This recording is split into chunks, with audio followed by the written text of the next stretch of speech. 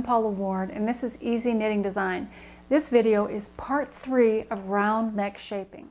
I've made a mock-up of a sweater front with the underarm yarn woven in and the armhole shaping completed. We'll start 3.5 inches from the underarm yarn. On this first row, I'll knit to the center stitches, put them on a holder, add a second yarn, and finish knitting the row. I start knitting the row.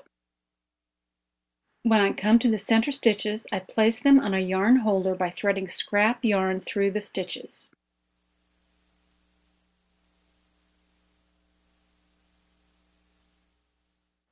Add a second ball of yarn to the other shoulder and finish knitting across. When I finish the row, I turn the work and purl back. On the purl row, I'll purl to the center, drop the yarn I'm using, pick up the other yarn, and finish purling the row.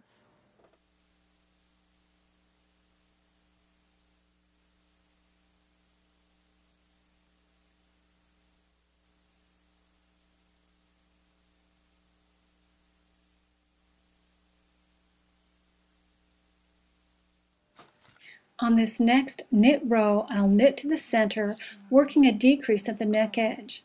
I'll drop the first yarn, pick up the other yarn, work my neck edge decrease on this side, and finish knitting the row.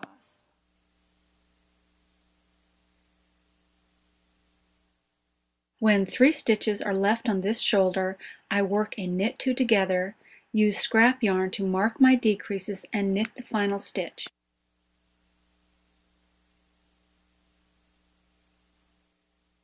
I pick up the second yarn, knit 1, work an SSK decrease, and finish knitting the row. You can work your decreases right at the neck edge or a stitch or 2 away from the edge. It's your choice.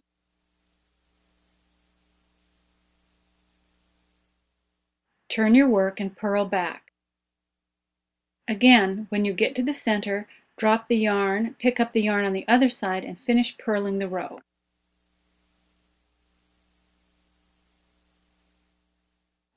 On the knit side, we'll work across to 3 stitches from the center, work a knit 2 together, mark our decrease, knit the last stitch, and change yarns.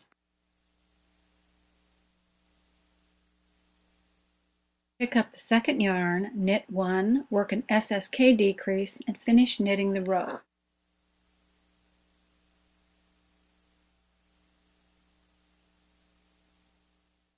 Turn your work and purl back, changing yarns in the center.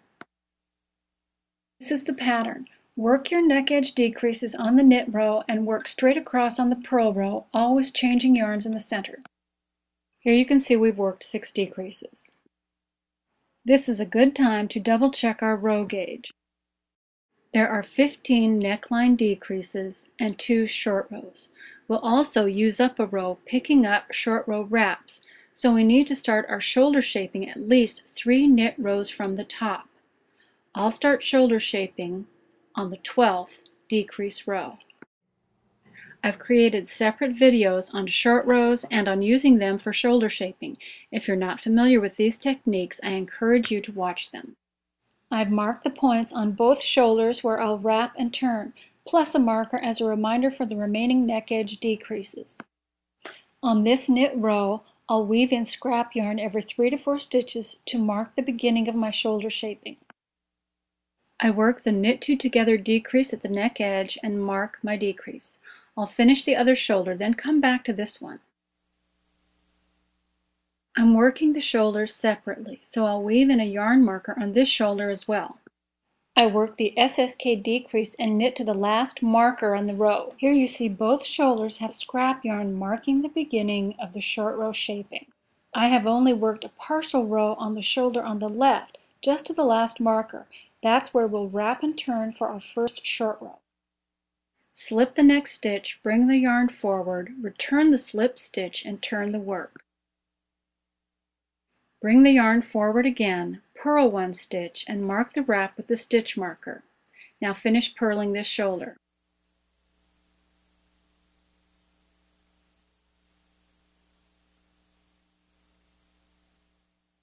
On the knit row, work the neckline decrease and knit to the next marker for the final wrap and turn.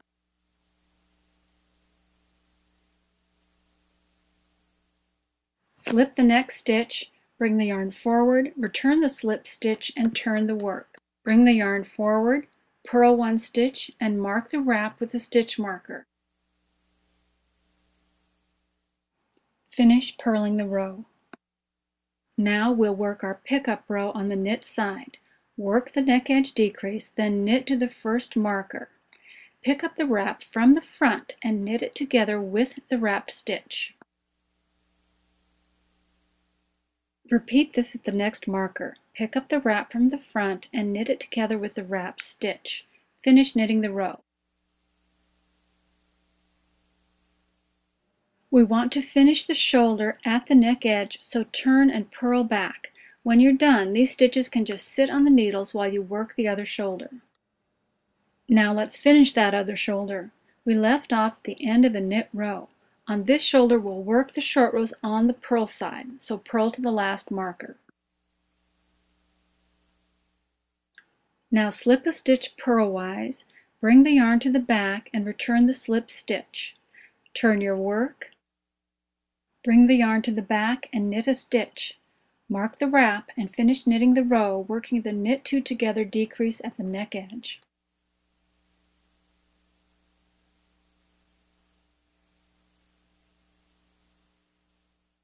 Turn and purl to the next wrap and turn marker.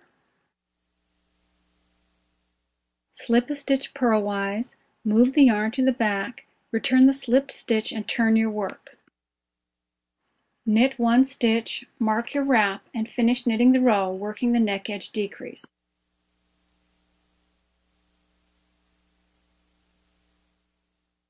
That's our last short row. Now we'll work the pickup row, picking up the wraps. They're a little hard to see, which is why I like to use stitch markers so I won't lose track of them. Purl to the first wrap, pick up the wrap from behind, place it on the needle, and purl it together with the wrapped stitch. Purl to the next wrap, pick up the wrap from behind, place it on the needle, and purl it together with the wrapped stitch. Now finish purling the row. We want both shoulders to end at the neck edge, so I'll work one more knit row.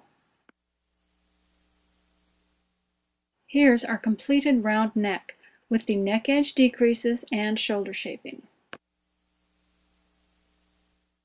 In back neck shaping, we'll use this same round neck technique to finish the body of our sweater.